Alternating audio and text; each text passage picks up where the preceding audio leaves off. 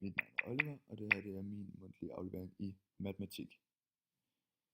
Vi starter med opgave 1, hvor vi skal gøre rede for, at integralet af 2x gange l indtil x plus x er lig x i anden gange l indtil x plus k. Måden man gør det er ved at differentiere på begge sider via produktreglen. På den ene side, på venstre side af lighedstegn vil det her forårsage, at integralet vil udgå, da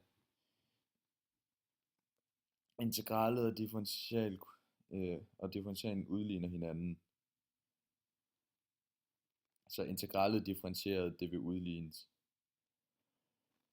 På den højre side af lighedstegnet har man brugt produktreglen, der siger, at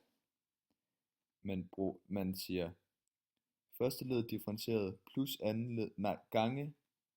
gange andenledet plus første led gange andenledet differentieret.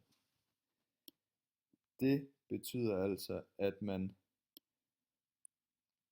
får det her på den højre side, altså 2x, som er x i anden differentieret, gange ln til x, plus x i anden gange 1 over x, som jo er ln til x differentieret.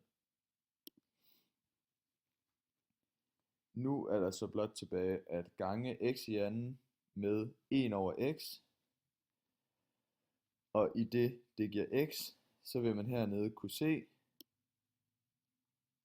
at du får samme værdier på begge sider af lighedstegn, altså 2x gange ln til x plus x lige med 2x gange ln til x plus x.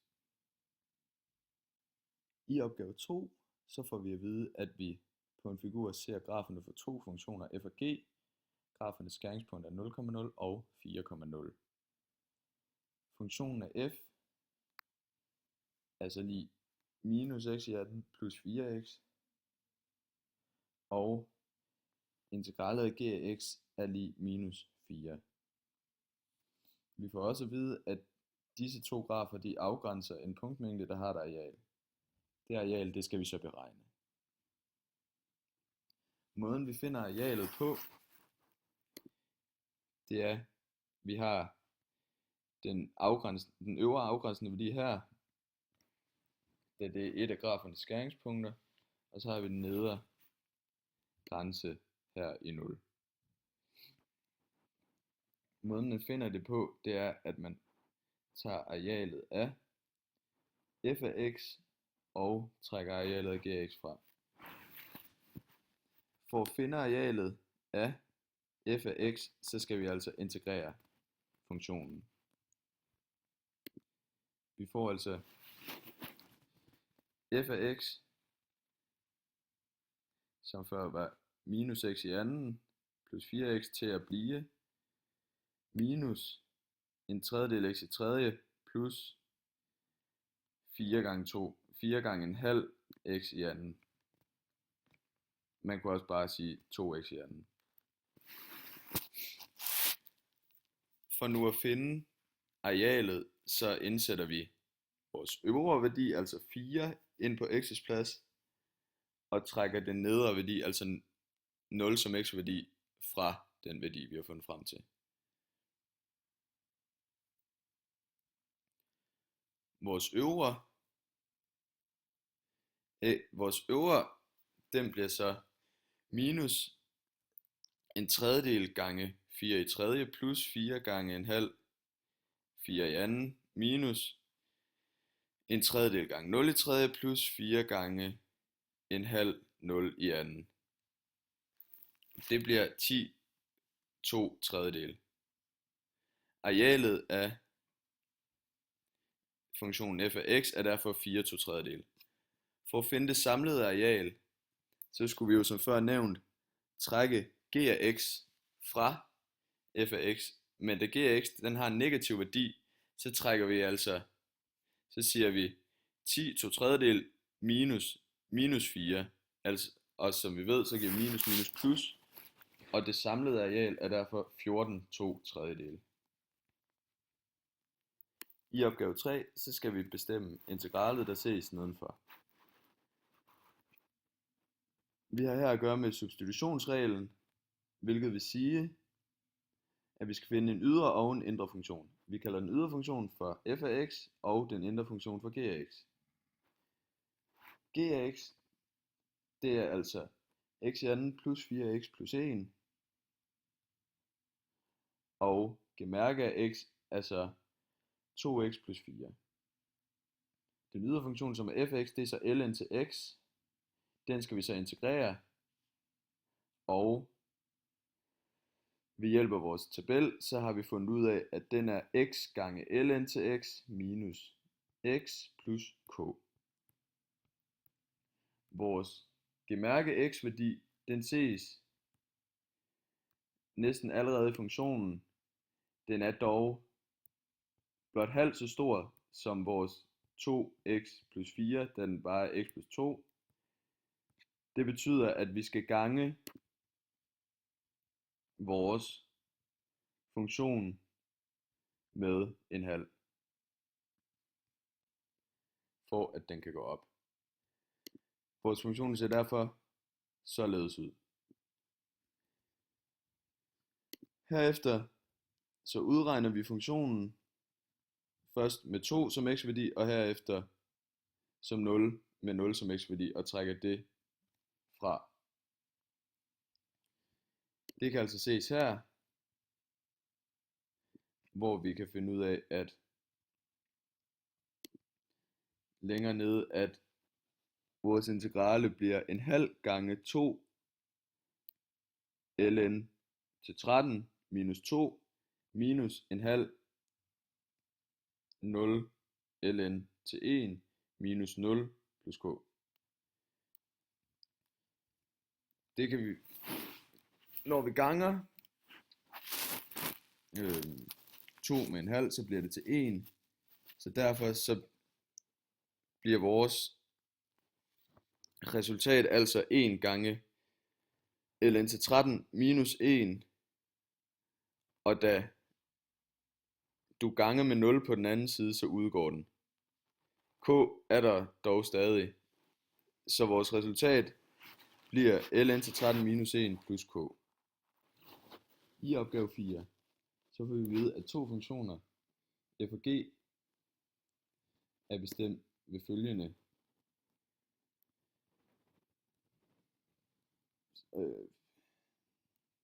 ligninger, og at i første kvadrant afgrænser graferne for f og g sammen med koordinatakserne af linjen med ligningen x lige med 6,5 en punktmængde m, der har et areal. Vi får så at vide, at der er en keramikskål, der kan bestemmes ved hjælp af omdrejningslegemet, der fremkommer ved at dreje det her legeme 350 grader om første aksen. Vi skal nu benytte vores model til at bestemme, hvor meget skålen kan rumme, og til at bestemme volumen af den ler, skålen er lavet af. Først så definerer vi g af x, hvorefter vi bruger kommandoen, som ses hernede, volume of revolution, i intervallet 0,5 til 6,5.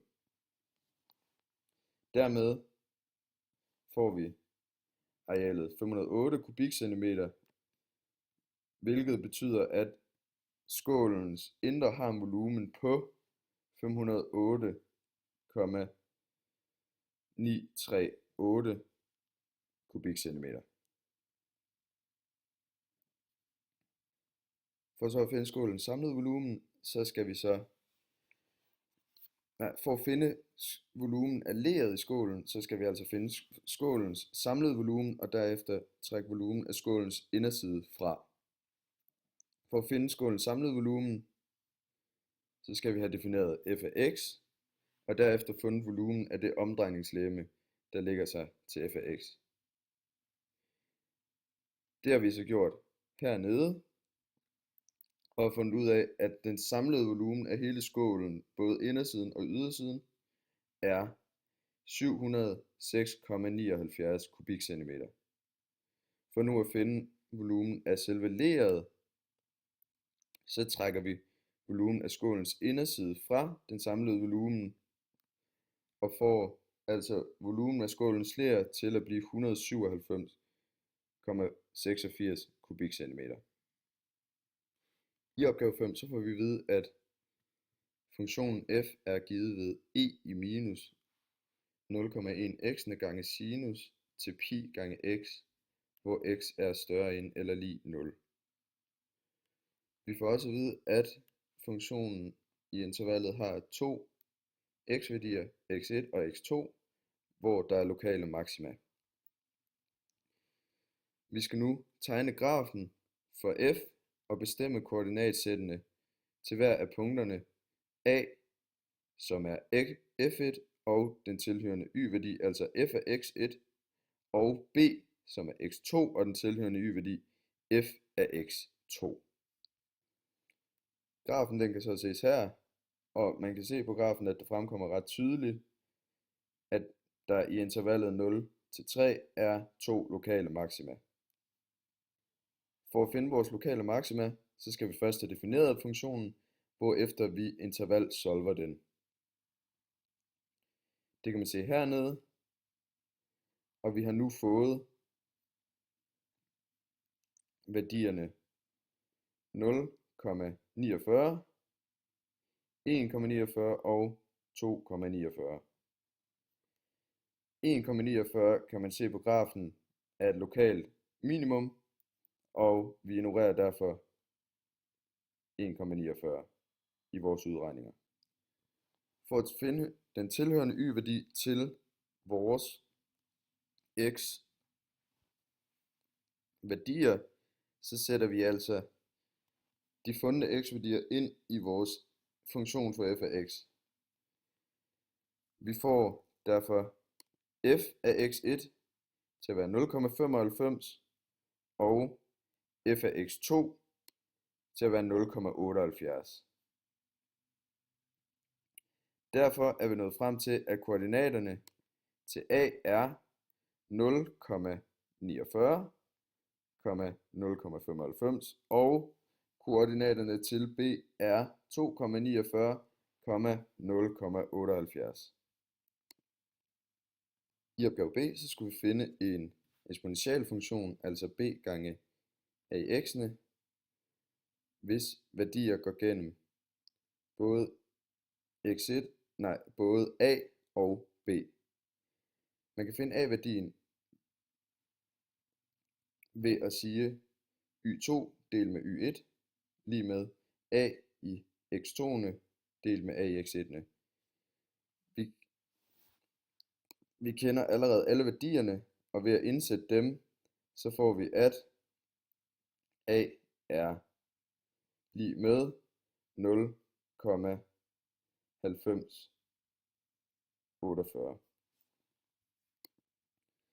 B-værdien kan findes ved formlen x1 lige med b gange a i x2'ene.